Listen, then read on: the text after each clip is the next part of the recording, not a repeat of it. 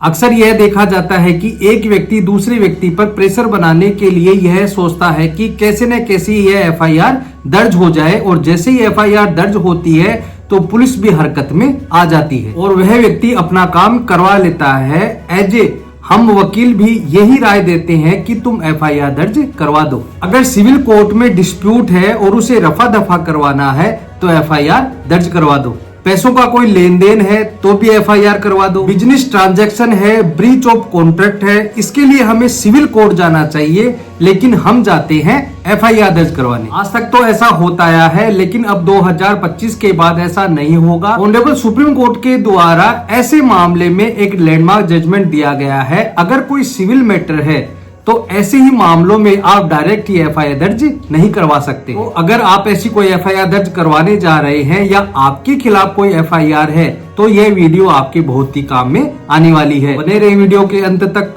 मैं हेमंत सैनी एडवोकेट और आप देख रहे हैं हेमंत LLB लॉ। वीडियो अच्छा लगा तो प्लीज इसे लाइक करें और ज्यादा से ज्यादा लोगों को शेयर करें, और लाल कलर का जो सब्सक्राइब बटन है उसे हिट जरूर से करें। आज हम जिस मामले की बात कर रहे हैं वह है Shailesh Kumar Singh versus state of Uttar Pradesh 2025। इस मामले में यह होता है कि दो पार्टियों के बीच एक ओरल एग्रीमेंट होता है, यानी मौखिक एग्रीमेंट होता है। ए नाम का व्यक्ति बी नाम के व्यक्ति को एक अमाउंट दे देता है, और जब बी अमाउंट ए को वापस नहीं देता है तो ए के द्वारा यह सोचा जाता है कि इस व्यक्ति के खिलाफ 420 व 406 के तहत एक एफआईआर दर्ज करवा देता हूं, उसके बाद वह अपने आप ही मेरे पैसे वापस दे देगा। 420 और 406 आईपीसी की जगह बीएनएस की धारा 316 व 318 हो गई है। एफआईआर में अभियुक्त व्यक्ति के खिलाफ यह आरोप लगाया जाता है कि हमारे बीच में एक मौखिक एग्रीमेंट होता है और इसमें ही मैंने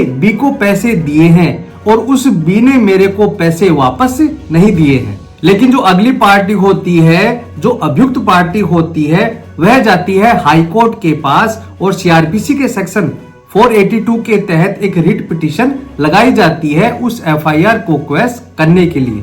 एफआईआर को देखकर यह आर्ग्यू किया जाता है कि प्राइमा फेसी किसी भी प्रकार का कॉग्निबल ऑफेंस मेड आउट नहीं होता है, क्योंकि चीटिंग और ब्रीच ऑफ ट्रस्ट को साबित करने के लिए यह बताना होता है कि उसका पहले से ही कोई इंटेंशन था चीट करने का, लेकिन वह इस मामले में कोई भी दर्शित नहीं होता है।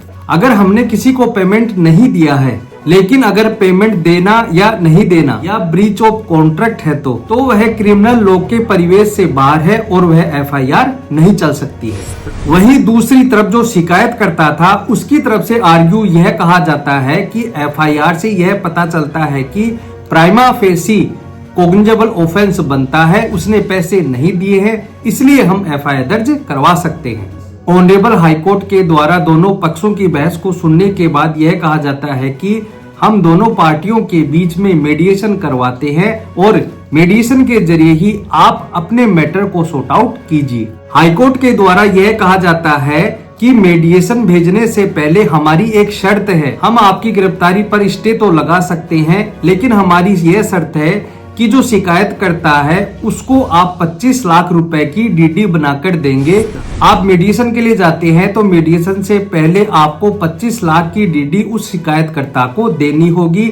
अगर आप उस 25 लाख की डीडी शिकायतकर्ता को नहीं देते हैं तो वह जो स्टे है गिरफ्तारी पे वह अपने आप ही हट जाएगा। इस बात से एग्रीड होकर जो आरोपी व्यक्ति थे वह जाते हैं ऑनरेबल सुप्रीम कोर्ट के पास, और यह कहा जाता है कि ये जो शर्त लगाई गई है वह बेबुनियाद है और गैर कानूनी रूप से लगाई गई है। सुप्रीम कोर्ट के द्वारा यह देखा जाता है, जब एफआईआर को देखा जाता है तो उससे यह पता चलता है कि प्राइमा फेसी कोई भी ऑफेंस मेड आउट नहीं होता है और इसमें ना ही कोई चीटिंग और ब्रीच ऑफ ट्रस्ट हुआ है। दूसरी बात बहस में यह कही जाती है कि अगर हाईकोर्ट को यह लगता है कि इसमें एफआईआर क्वेश नहीं की जा सकती तो हमारी पिटीशन को खारिज भी किया जा सकता था, और यह भी कहा जाता है कि इसमें 25 लाख रुपए की डीडी देने की बात क्यों कही गई। दूसरी तरफ जो दूसरी पार्टी थी उनकी तरफ से यह आर्ग्यू किया जाता है कि एफआईआर में प्रथम दृष्टया अपराध बनता है, इसलिए एफआईआर दर्ज होनी चाहिए। दोनों पक्षों की आर्ग्यू सुनने के बाद honourable supreme court of India के द्वारा यह कहा जाता है कि जो सिविल मैटर है उनको क्रिमिनल लॉ से और पुलिस मशीनरी से दूर रखना चाहिए। आप हर बात पर एफआईआर क्यों दर्ज करवा देते हैं? साथ ही साथ हम इस बात से शॉक्ड हैं कि पुलिस के द्वारा भी एफआईआर दर्ज कर ली जाती है और हाईकोर्ट के द्वारा 482 सीआरपीसी में जो पावर दिया गया है उसको यूज ही नहीं करते। हमें लगातार यूपी हाईकोर्ट से ऐसी पिटीशन आ रही हैं जिसमें वह इंटरफेयर ही नहीं करते। इस बात को लेकर honourable supreme court of India ने अपना कड़ा रुख अपनाया।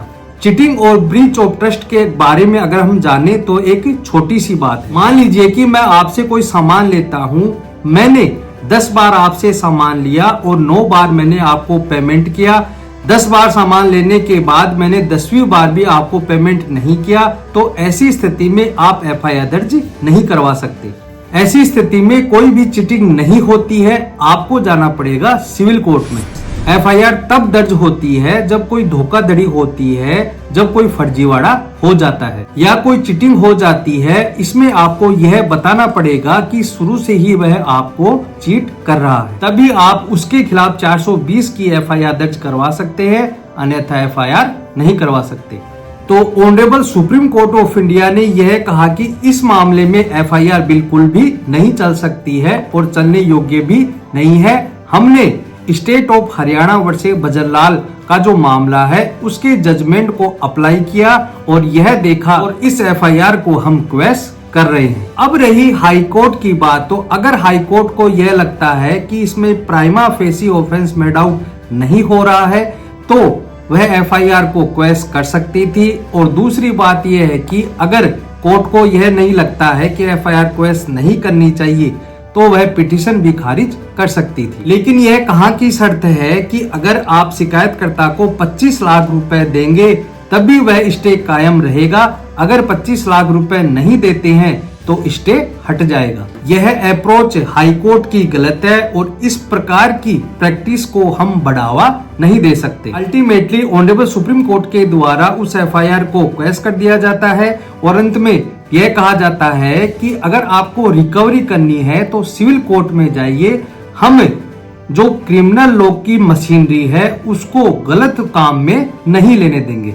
इस वीडियो से हमें यह पता चलता है कि अगर आपका कोई बिजनेस ट्रांजैक्शन है, पैसों का लेन देन नहीं हो रहा है और अक्सर हम यह देखते हैं कि सेल एग्रीमेंट हो जाता है, उसकी रजिस्ट्री नहीं होती है, इस बात को लेकर हम एफआईआर दर्ज करवा देते हैं। इन सब मामलों में अगर आपके खिलाफ एफआईआर हो जाए, इसके लिए आप 482 सीआरपीसी, लेकिन जो अब नई धारा आ गई है बीएनएसएस की यानी भारतीय न्याय सुरक्षा संहिता, उसके सेक्शन 528 के तहत आप अपने हाईकोर्ट में जाकर उस एफआईआर को क्वेश करवा सकते हैं। जहां पर आपको यह लगता है कि यह एफआईआर गलत है और गलत रूप से प्रेशर बनाने के लिए एफआईआर दर्ज करवाई गई है, तो आप 528 बीएनएसएस के तहत रिट पिटीशन लगाकर उस एफआईआर को क्वेश करवा सकते हैं। तो दोस्तों आज के लिए इतना ही।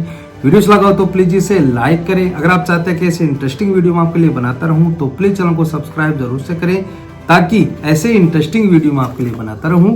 धन्यवाद।